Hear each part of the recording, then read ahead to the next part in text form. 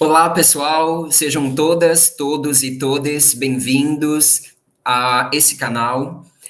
Eu me chamo Robson, sou professor de História, e hoje nós temos uma aula voltada a uma das civilizações que efervesceu durante a história antiga, que é a Grécia Antiga.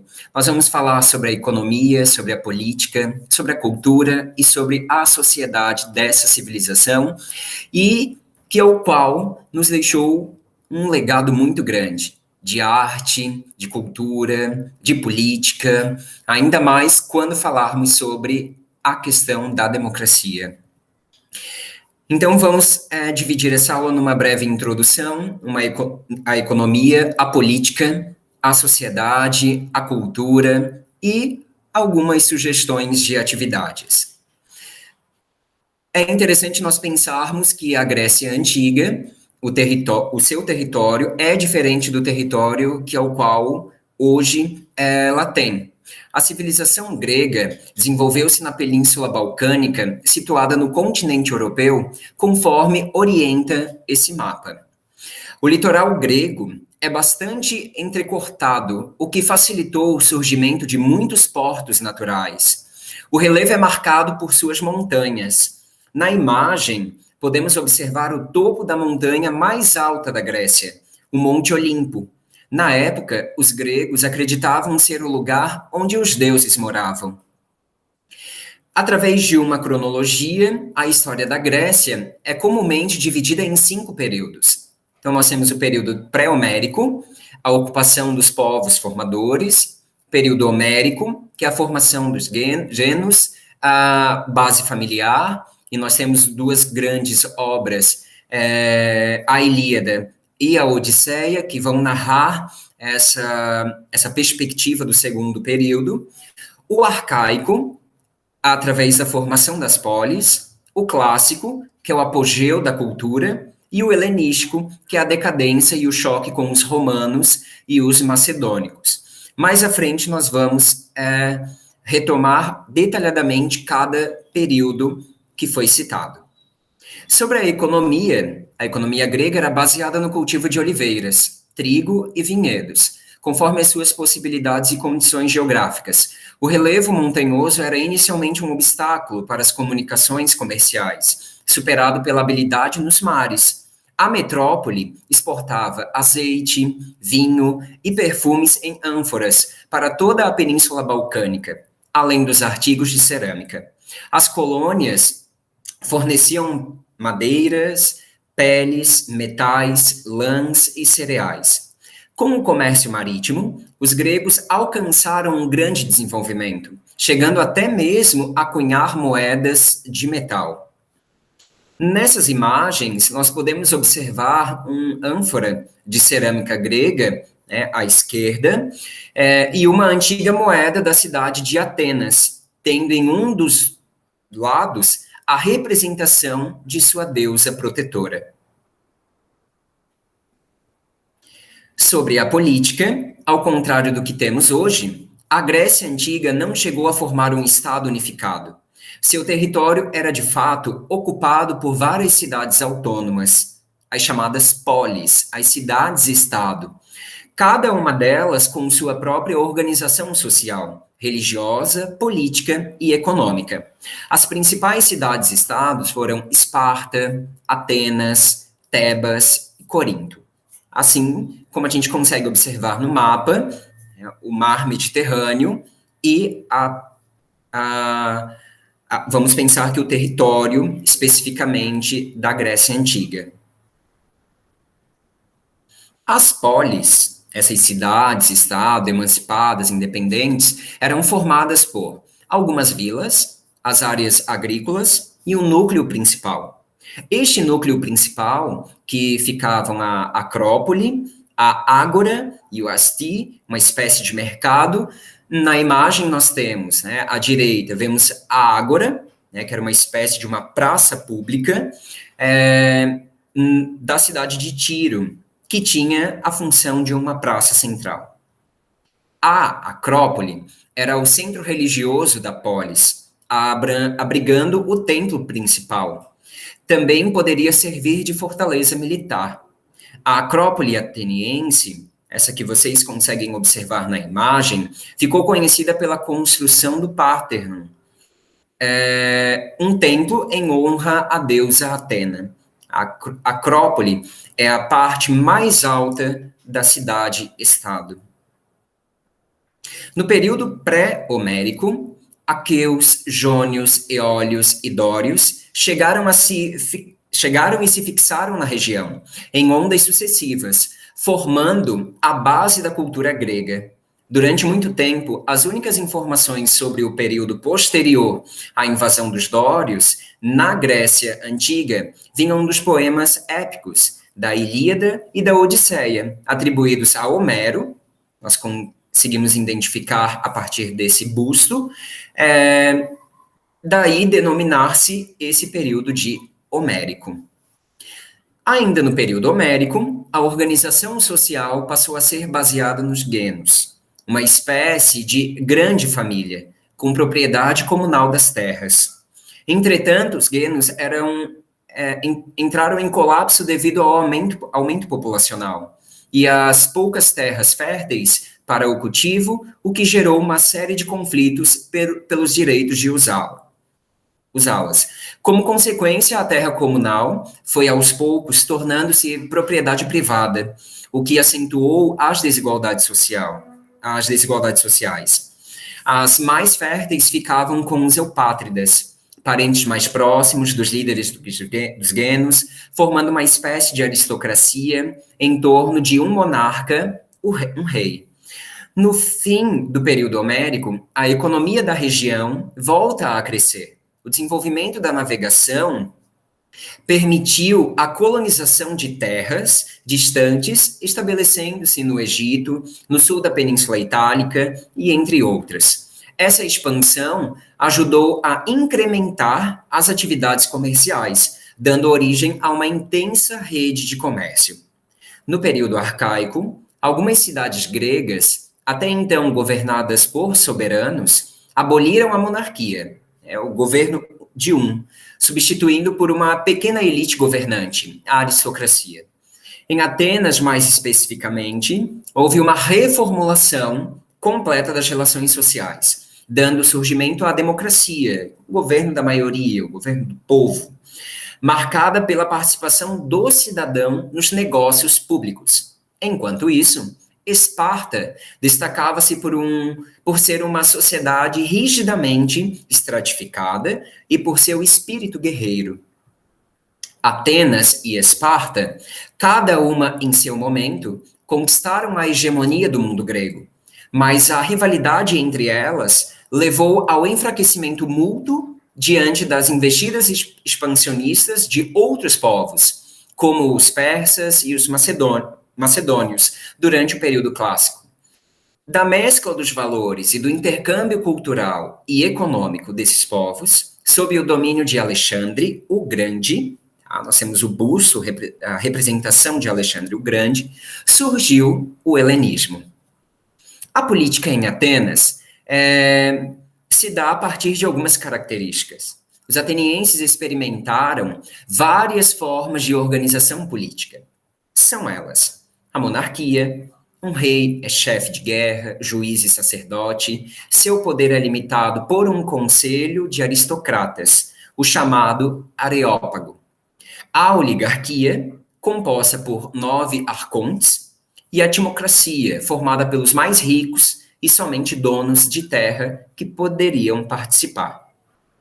A tirania, o chefe governava com poder ilimitado, sem perder de vista que devia representar a vontade do povo.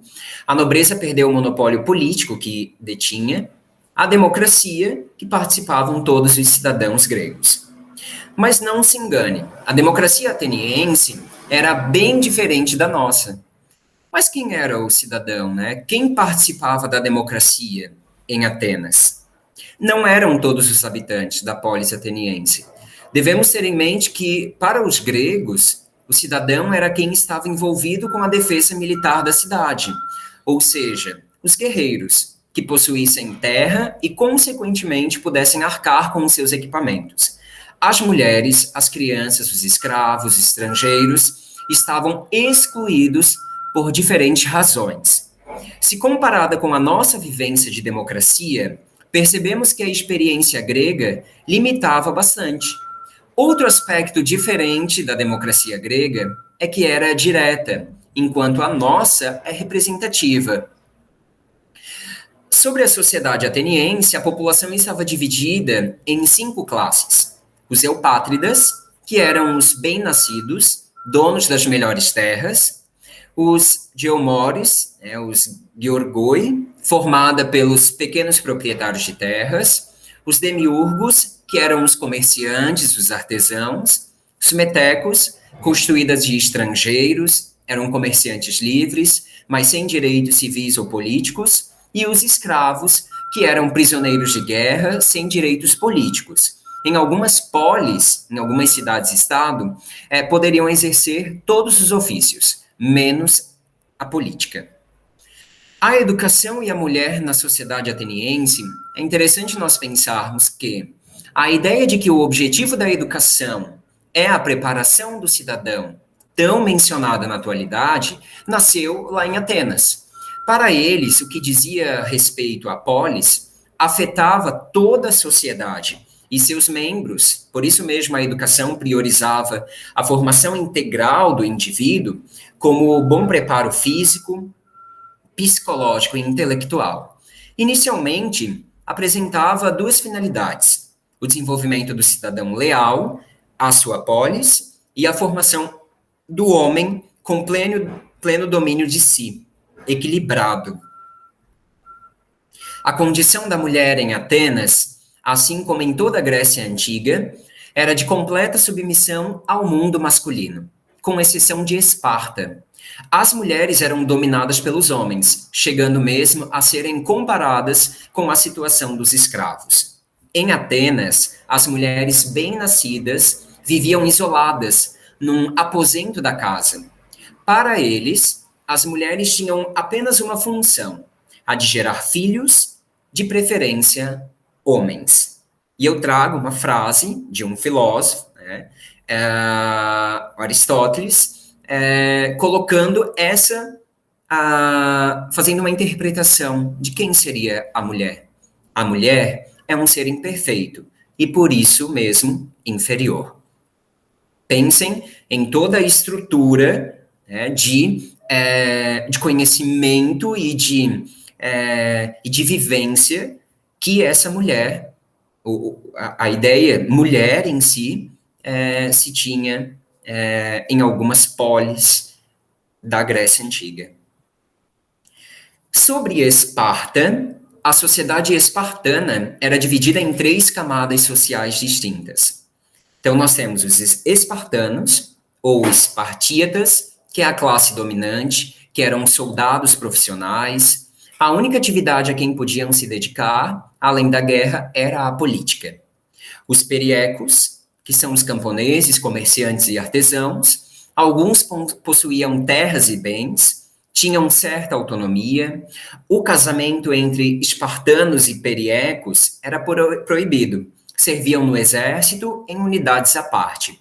Os ilotas eram os servos, cultivavam a terra, iam muitas vezes à guerra, como escolta, carregadores, criados. Para prevenir as constantes revoltas, os espartanos promoviam matanças anuais de ilotas. A educação e a mulher na sociedade espartana. Em Esparta, a educação das crianças era tarefa do Estado e tinha como finalidade a preparação do indivíduo para a guerra. Aos 7 anos, os meninos espartanos já iniciavam sua educação, como veremos com mais detalhes a seguir. A educação feminina limitava-se a fazer das mulheres mães de crianças saudáveis. As jovens praticavam ginástica e eram acostumadas a se mostrar nuas nas festas. Comparativamente, eram mais livres do que as atenienses, já que os maridos passavam a maior parte do tempo nos quartéis. Ao nascer, a criança era examinada pelos anciãos, as pessoas mais velhas, idosas, anciãos espartanos. Se fosse sem defeitos físicos, a criança deveria viver. Se não, era atirada do alto de um monte para que não passasse sua inferioridade física a possíveis descendentes. Até os 7 anos, a criança era cuidada pela mãe. Em seguida, era entregue ao Estado, que as educava de acordo com os valores espartanos. Aos 12 anos, tinha início a educação militar, sendo enviados para o campo, onde deviam sustentar-se por conta própria e dormiam ao ar livre. Aprendiam a roubar com agilidade, pois se fossem pegos roubando, seriam escapados até a morte, pela inabilidade. Esta fase tinha por intuito fortalecer o físico e desenvolver habilidades indispensáveis ao bom soldado. Aos 17 anos, os rapazes eram submetidos a uma prova, a crípte. Os jovens se escondiam pelos campos, munidos de punhais, para degolar os escravos. Os que eram aprovados neste teste tornavam-se independentes, recebendo um lote de terra. Em seguida, passavam a viver como soldados no quartel, sem poder casar até completar 30 anos. Só a partir dos 30 anos podiam participar da assembleia, casar e deixar o cabelo crescer. Aos 60 anos, se aposentavam do exército e podiam integrar o Conselho dos Anciãos, a chamada gerúsia. Na imagem abaixo, nós temos vários representantes da sociedade grega. Vocês conseguem identificar alguns deles apenas pelas roupas e utensílios? Quem são os eupátridas? Quem são os periecos, os metecos? Vocês conseguem observar essa imagem e associar as suas funcionalidades perante as roupas, os elementos que os compõem?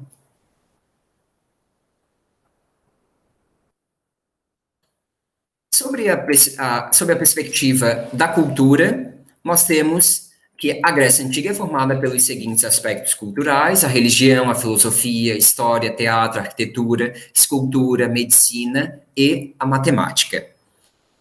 Sobre a religião, como a maior parte dos povos da antiguidade, os gregos antigos acreditavam em vários deuses, portanto, eram politeístas. Sua crença era livre para cada divindade. Seus cultos tinham como finalidade a proteção de suas cidades e famílias.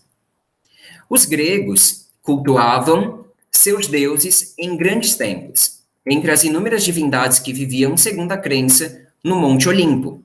Estão o Zeus, que é o senhor dos raios e da chuva, Hera, protetora do casamento e da família, Artemis, deusa da lua e da caça, Apolo, deus do sol e das profecias, Hermes, um mensageiro de Zeus e protetor dos viajantes, Hefestos, deus do fogo, dos vulcões e ferreiros, Afrodite, deusa do amor e da beleza, Atena, deusa das batalhas, a inteligência e das artes, Ares, deus da guerra, Hades, deus dos mortos, Poseidon, deus dos mares. Sobre a filosofia, a palavra filosofia significa amizade, né, o amor pela sabedoria, filo, amor ou amizade, sofia, sabedoria. Os primeiros filósofos viveram na Jônia, onde estavam em contato constante com a sociedade. Se destacaram nesse primeiro momento Mileto, Pitágoras, Anaximandro, Heráclito, Parmênides e Demócrito. Sócrates e Platão foram dois dos principais filósofos do século IV a.C.